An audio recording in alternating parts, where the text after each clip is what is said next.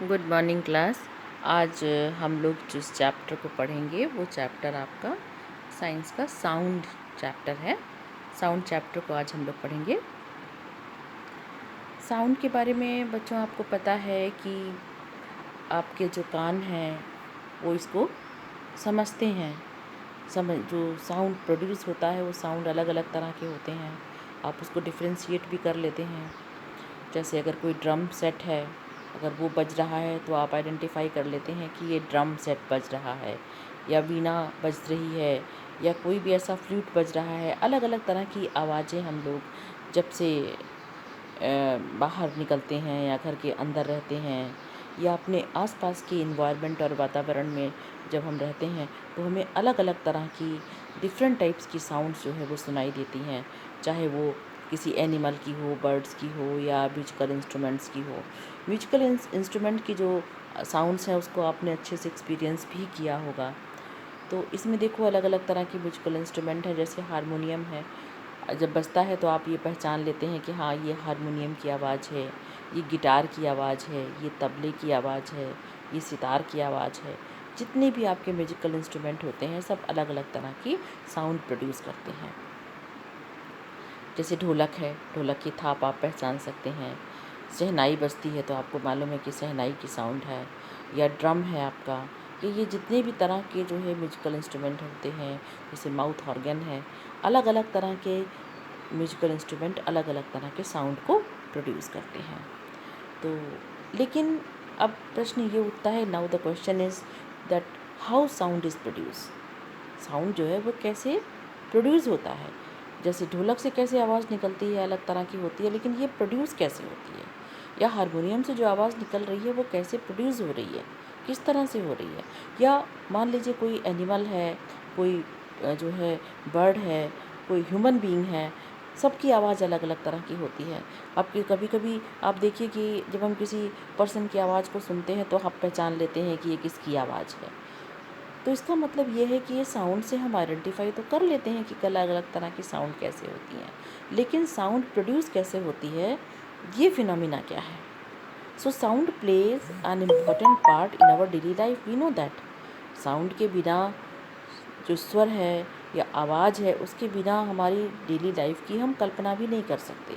It help us to communicate with each other. क्योंकि sound अगर नहीं होगी, आवाज़ नहीं होगी, तो हम अपनी किसी भी बात को, किसी भी चीज़ को किसी दूसरे के साथ में कम्युनिकेट नहीं कर सकते, बता नहीं सकते उसको कि हाँ हमें ऐसा करना है, ऐसा नहीं करना है, हमको ये चाहिए, हमको ये नहीं चाहिए। साउंड का इसमें भी रोल होता है। We hear a variety of sounds in our surroundings.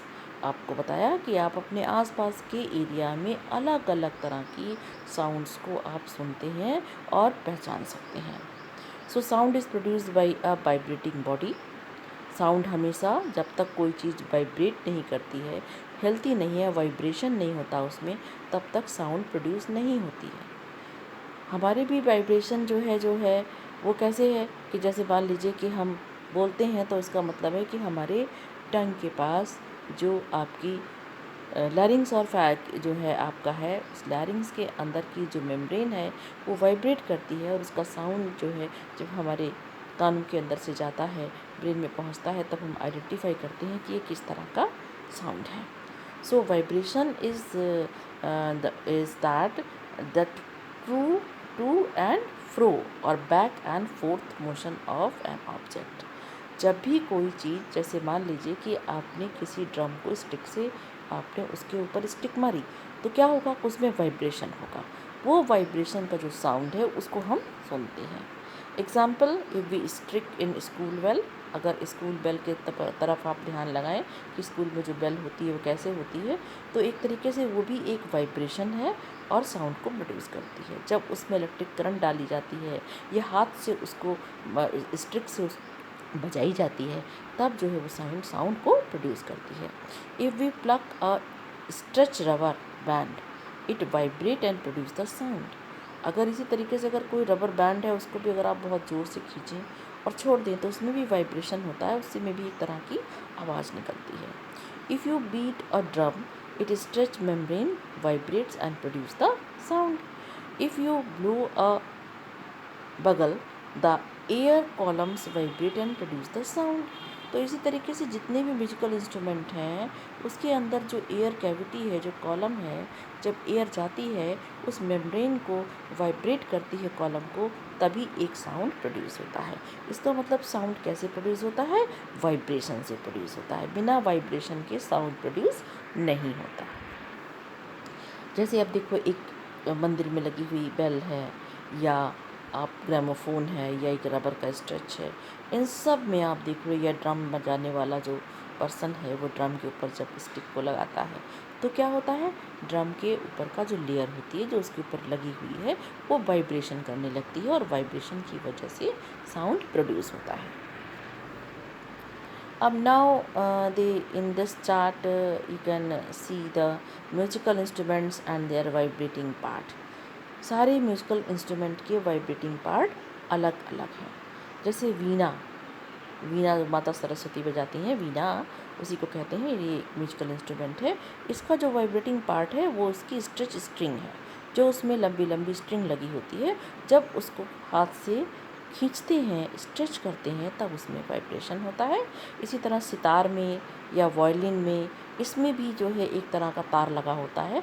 उस तार को जब हम हिलाते हैं या वाइब्रेट करते हैं अपने हाथों से, उंगलियों से, हाथों के फिंगर टिप से, तब इसमें वाइब्रेशन होता है और साउंड प्रोड्यूस होती है। इसी तरह तबला भी जो है एक स्ट्रेच मेम्ब्रेन है, लेकिन उसके ऊपर एक मेम्ब्रेन लगी होती है, आप जानते हैं, तबले के ऊपर, और उसके ऊपर जब हम थाप मारते हैं तो आवाज़ आती है। या आपका मृदंग है या ड्रम है, ये भी एक तरह का, इस पर भी स्ट्रेच मेम्ब्रेन होती है, जिस पर हम हाथों से, उंगलियों से और हाथ से जब इसके ऊपर वाइब्रेशन करते हैं तो साउंड प्रोड्यूस होती है। इसी तरीके से आपका जो है फ्लूट बजाते हैं जो लोग, या मान लीजिए आपकी शहनाई बजाते हैं या माउथ ऑर्गन बजाते हैं, इनमें क्या करते हैं, हम हवा भरते हैं फूंक मार करके, या बांसुरी है, इन सब में हम एयर फिल करते हैं। उस एयर से जो वाइब्रेशन जनरेट होता है वो एयर कॉलम के अंदर से वो हमें सुनाई देता है। तो अलग अलग तरह के वाइब्रेटिंग पार्ट हैं सभी म्यूजिकल इंस्ट्रूमेंट के, जो कि एक साउंड को प्रोड्यूस करते हैं। अब आपने अपनी कॉमन लाइफ में जैसे मंजीरा देखा होगा, दो होते हैं और दोनों को जब आपस में आप मिला करके जब उसको बजाते हैं तो आवाज़ होती है। या इसी तरीके से घटम बजाना, जो घड़े पे लोग बजाते हैं, या जल तरंग है, पानी में रख करके कटोरियों से स्ट्रिंग से बजाते हैं। या बेल जो होती है, जो मंदिर की जो घंटियाँ होती हैं, उसको भी जब आप हिला देते हैं तो उसमें से वो हिलने लगती है और वो बजने लगती है। तो अलग अलग तरह के साउंड प्रोड्यूस होते हैं इनको हिलाने से, बीट करने से, या इनको बजाने से। Now, what kind of sound is produced by the human being? Human being बिना साउंड के अपनी किसी भी बात को किसी दूसरे से कम्युनिकेट नहीं कर सकता। तो बोलने के लिए भी हमें अपने मुंह से साउंड को ही प्रोड्यूस करना पड़ता है। इस मीन्स कि ह्यूमन की बॉडी में वॉइस बॉक्स है। वॉइस बॉक्स यानी कि जहाँ से वॉइस जनरेट हो रही है, या उसको क्या कहते हैं, लैरिंग्स कहते हैं। ये लैरिंग्स कहाँ होता है, हमारे विंड पाइप के पास। विंड पाइप जो होती है, जहाँ से हम नॉस्ट्रल से सांस लेते हैं, वहाँ से जब ये हमारे लंग्स में जाता है तो उसके बीच का जो पोर्शन होता है वो लैरिंग्स कहलाता है। So it is the upper part of the wind pipe. Two vocal cord, इस यहाँ पर दो कॉर्ड होती हैं, दो वोकल कॉर्ड हैं गले के पास में, और ये स्ट्रेच होती हैं अक्रॉस द वॉइस बॉक्स। जैसे हम बोलने की कोशिश करते हैं, वॉइस बॉक्स स्ट्रेच होता है और क्या करता है, एक पतली सी नारो स्प्लिट होती है, अलग से जगह देता है, और वो वाइब्रेट करने लगती हैं और हमें साउंड हम प्रोड्यूस करते हैं। When the lungs force air through the slit, जब लंग्स जो हैं इस जगह से होकर के एयर को बाहर निकालती है, then it vibrates and produce the sound, तब इसमें वाइब्रेशन होता है और साउंड प्रोड्यूस होती है। मसल्स जो इसके साथ में अटैच होती हैं वोकल कॉर्ड से, ये भी टाइट करके या लूज़ करके साउंड को प्रोड्यूस करने में हेल्प करती हैं। जो मसल्स हैं कहाँ, वोकल कॉर्ड के आसपास, ये भी क्या करती हैं, बहुत ही टाइटली या तो वोकल कॉर्ड को पकड़ के रखती हैं या फिर लूज़ कर देती हैं। इसीलिए उसी से हमारी साउंड जो है वो प्रोड्यूस होती है गले से। ये एक पिक्चर है, देखो लैरिंग्स का। लैरिंग्स कहाँ पर है, एक टांग वाली एरिया है, उस जगह से भी आप लैरिंग्स को देख सकते हैं।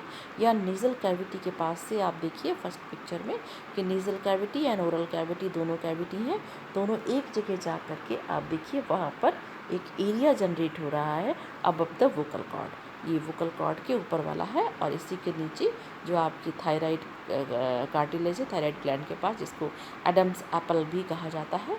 एडम्स एप्पल्स जब बाहर निकल के आ जाता है तो आप देखिए हमारी साउंड एक टाइम के बाद, एक एज, सर्टेन एज अटेन करने के बाद हमारी साउंड चेंज हो जाती है। ये एरिया है जहाँ वोकल कॉर्ड है, और इसी वोकल कॉर्ड के एरिया से जो मेम्ब्रेन है, फ्लैप है, वो वाइब्रेट होती है।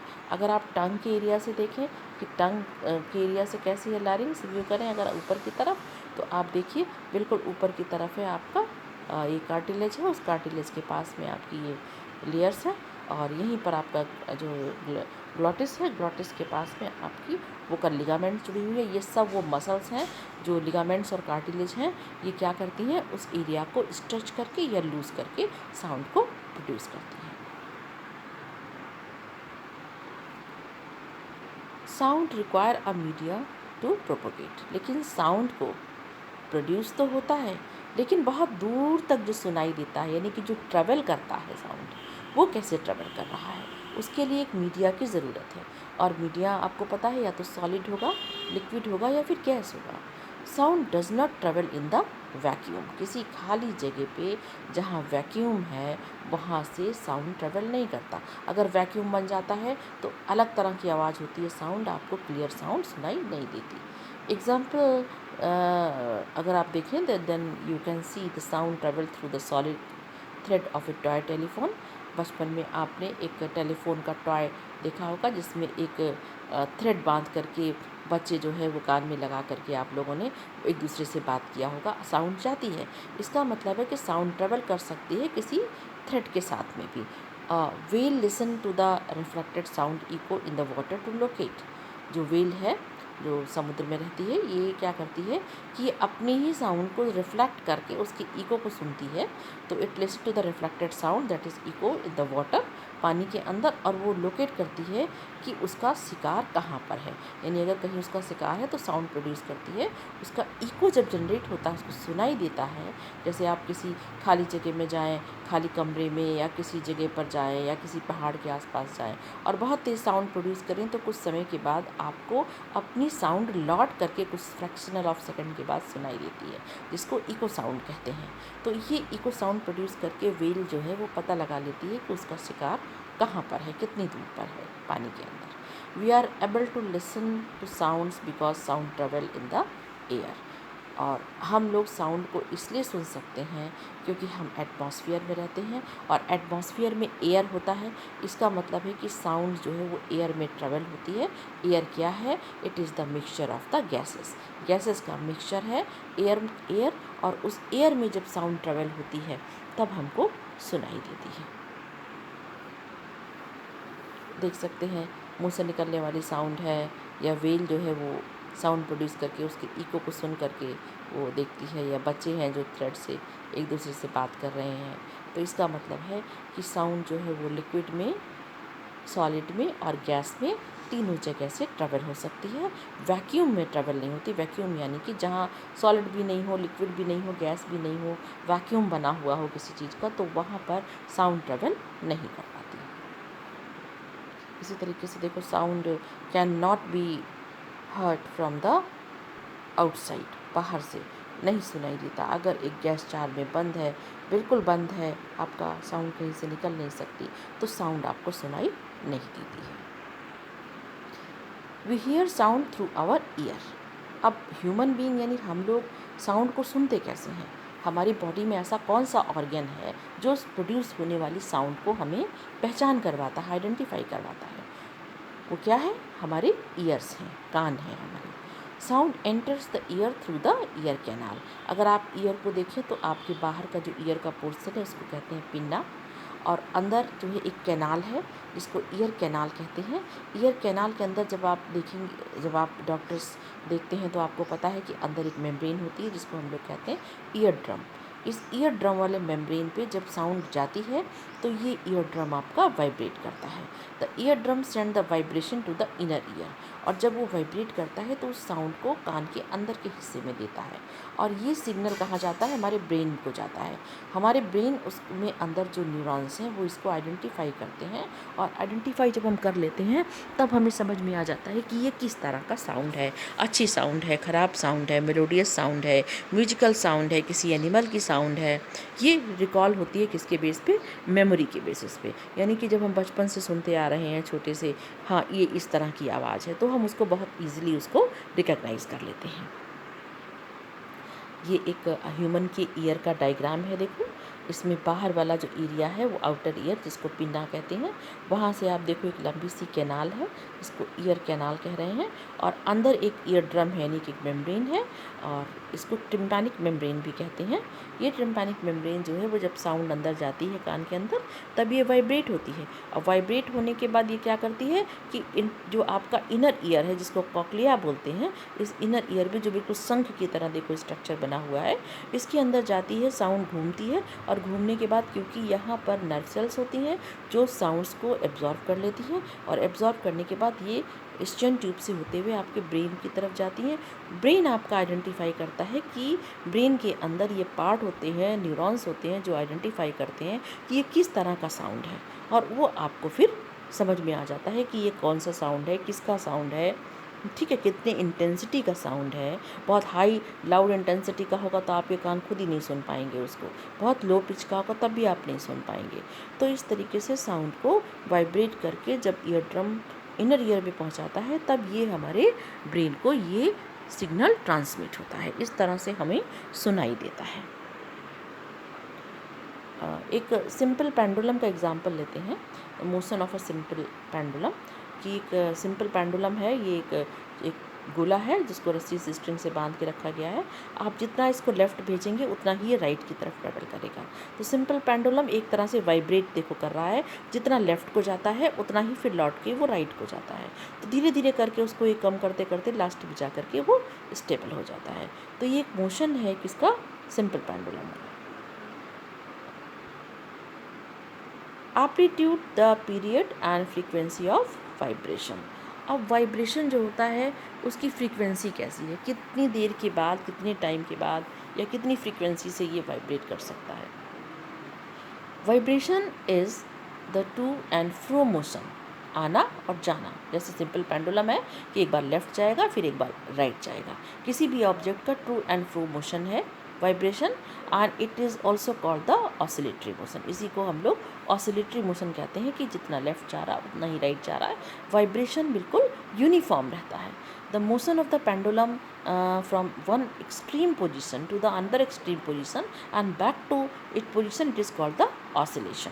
तो ये जो पेंडुलम का मूवमेंट है ये कौन सा मूवमेंट है, ऑसिलेटरी मोशन है, आपका मूवमेंट है, और एक तरह के वाइब्रेशन भी इसी तरह से होता है। The maximum displacement of oscillating body from its central position is called the amplitude। अब सेंट्रल पोजीशन है इसमें, अगर इस पिक्चर को फिर दोबारा देखिए कि देखिए सिंपल पेंडुलम है तो इसका पोजीशन बीच वाला जो है वो बिल्कुल उसका मेन पोजीशन है, यानी कि सेंटर में था। इसको जब हम कुछ एक तरफ साइड में ले जाकर हमने छोड़ा तो फिर वो वापस उस जगह से होकर के उतना ही दूर ट्रेवल करके आगे जाता है और लौट करके फिर अपनी जगह पे पोजीशन पर वापस आता है। तो जहाँ पर मैक्सिमम डिस्प्लेसमेंट है इसका ऑसिलेटिंग का किसी भी बॉडी का, जिसको कहते हैं सेंट्रल पोजीशन, बीच का पोजीशन है, और इसको क्या कहते हैं, एम्पलीट्यूड कहते हैं। The time taken to complete one oscillation is called the time period. एक बार उस पेंडुलम को लेफ़्ट जाने में, राइट जाने में और लौट करके अपने सेंटर पोजीशन में आने में इसे कितना समय लगा, इसको सेकंड में देखते हैं।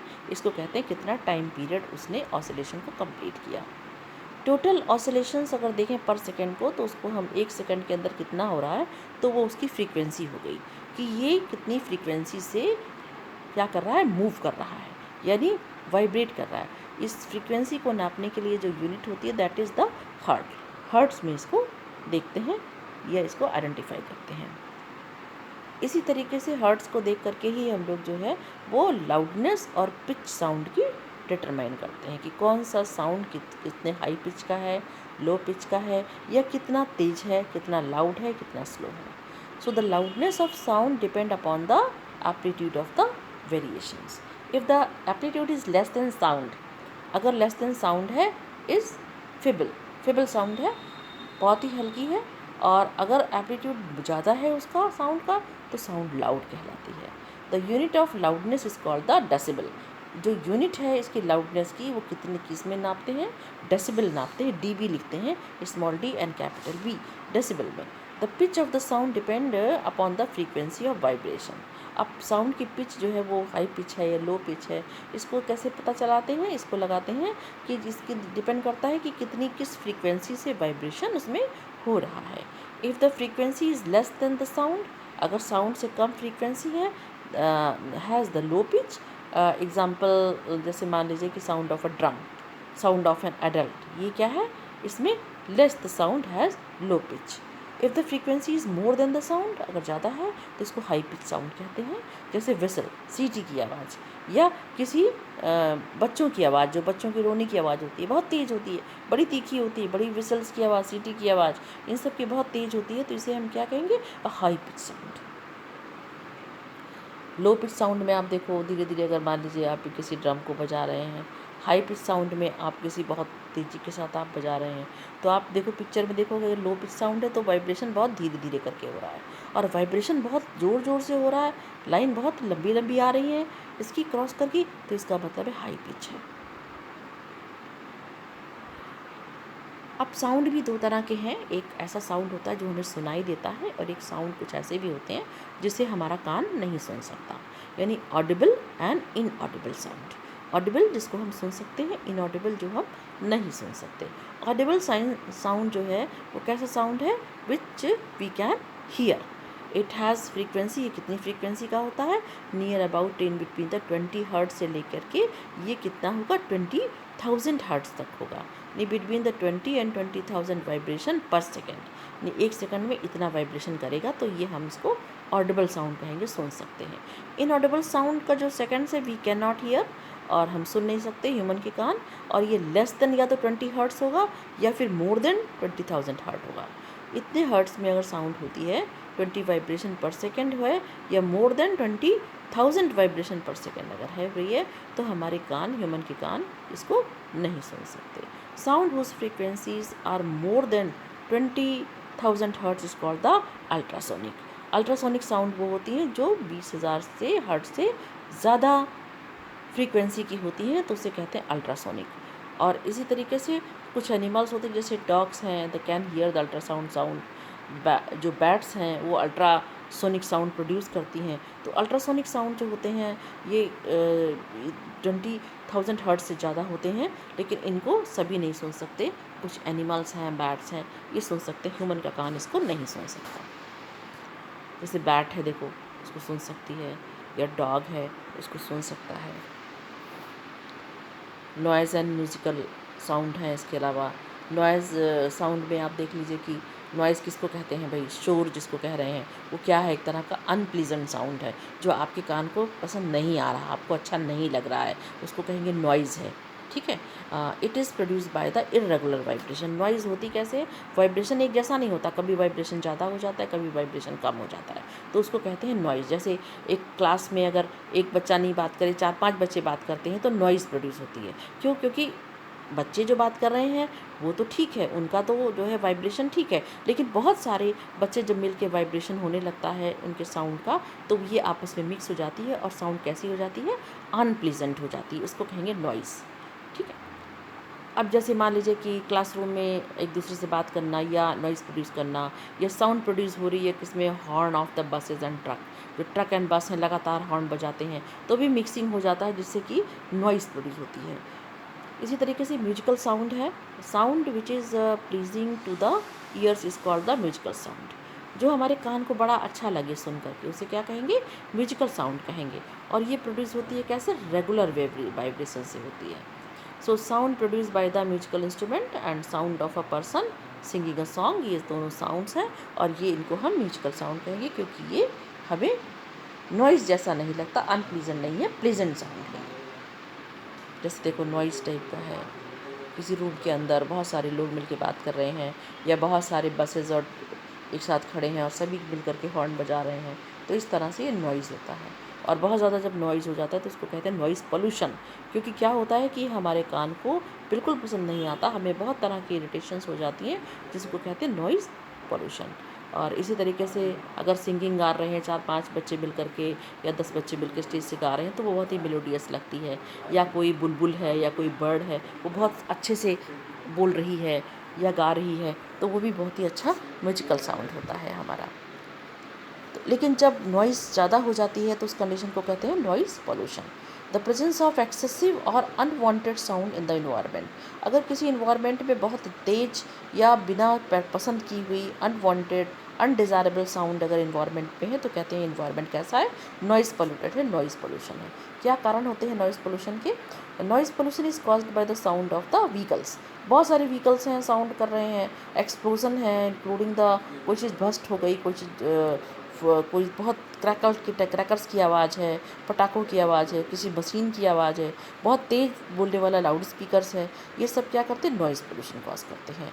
इन द होम में अगर आप देखें तो नॉइज़ पोल्यूशन सबसे ज़्यादा आपका कौन कॉज करता है, टेलीविज़न, रेडियो और म्यूजिकल सिस्टम। बहुत हाई वॉल्यूम में अगर आप रखें तो क्या होगा, इसमें नॉइज़ प्रोड्यूस होती है और ये नॉइज़ पोल्यूशन कॉज करते हैं। किचन अप्लायंस में भी आप देखो, मिक्सी जब चल रही है या कुछ ऐसी चीज़ें चल रही हैं तो बहुत कभी कभी उनकी साउंड काफ़ी अच्छी नहीं लगती है, प्लेजेंट नहीं लगती है। डेजर्ट कूलर अगर आपके घर में चल रहा है, एयर कंडीशन भी कभी कभी चलता है तो वो साउंड प्रोड्यूस करता है, और ऐसा साउंड जो कि अनप्लीजेंट लगे, अच्छा नहीं लगे, उसे क्या कहते हैं, नॉइज़ पोल्यूशन। हार्मफुल इफेक्ट होते हैं बहुत सारे नॉइज़ पोल्यूशंस के। जैसे नॉइज़ पोल्यूशन जो है वो हेल्थ रिलेटेड प्रॉब्लम बहुत ज़्यादा कॉज करता है। जैसे लैक ऑफ स्लीप, अगर बहुत साउंड होगी तो आप सो नहीं सकते हैं और धीरे धीरे करके आपको इंसोम्निया टाइप का हो जाएगा, आपको नींद नहीं आएगी नॉइज़ पोल्यूशन से। या नॉइज़ पोल्यूशन से ब्लड प्रेशर भी बढ़ जाता है, हाइपर टेंशन भी हो जाता है, हाई ब्लड प्रेशर भी हो जाता है, और कभी कभी एनेक्साइटी भी बढ़ जाती है कि आप सो ही नहीं सकते हैं उससे। अगर कोई पर्सन ऐसे एरिया में रह रहा है जहाँ बहुत रात तक जो है वो आवाज़ें आ रही हैं तो वो ठीक से स्लीपलेसनेस उसको मिल होने लगेगी और वो ठीक से नहीं सो पाएगा, तो उसको तरह तरह की ब्लड प्रेशर है, हाइपरटेंशन है, एंग्जाइटी है, या दूसरी तरह की डिजीज़ उसमें डेवलप हो जाती है। कभी कभी क्या होता है कि कोई पर्सन अगर एक्सपोज हो गया किसमें, बहुत ही लाउड साउंड में, कंटिन्यूसली अगर उसके कान में बहुत तेज़ साउंड पड़ने लगी तो क्या होता है, धीरे धीरे करके टेम्परेरी या फिर परमानेंटली उसको सुनाई देना ख़त्म हो जाता है, यानी कि वो हियरिंग इम्पेयर हो जाएगा। अब नॉइज़ पोल्यूशन को मेज़र करने की भी एक लिमिट है। So measure to limit the noise pollution. Noise pollution can be reduced by using the silencer. कम कर सकते हैं व्हीकल्स में अगर साइलेंसर लगा लें, या इंडस्ट्रियल मशीन्स हैं या घर के अप्लायंस को अगर आप देख लें कि ख़राब हो रहा है, अगर मोटर उसकी ख़राब हो रही है, बहुत साउंड कर रही है, तो उसमें ग्रीसिंग कर दें, ऑयलिंग कर दें, या दिखवा लें, बेरिंग कट रही है किसी पंखे की, तो इसको अगर आप रिड्यूस कर दें तो नॉइज़ पोल्यूशन को रिड्यूस किया जा सकता है। या ये जो व्हीकल्स हॉर्न है, रनिंग टीवी है या रेडियो है या म्यूजिकल सिस्टम से, इसके वॉल्यूम को कम करके भी हम रिड्यूस कर सकते हैं।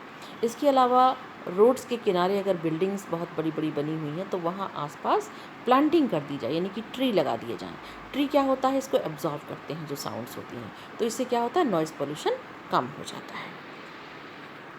जैसे आप देखो ये एयर कंडीशन है, एयर कंडीशन में भी अगर बहुत पुराना एयर कंडीशन हो जाता है तो आप देखते हैं उसमें साउंड होता है, प्रोड्यूस करता है।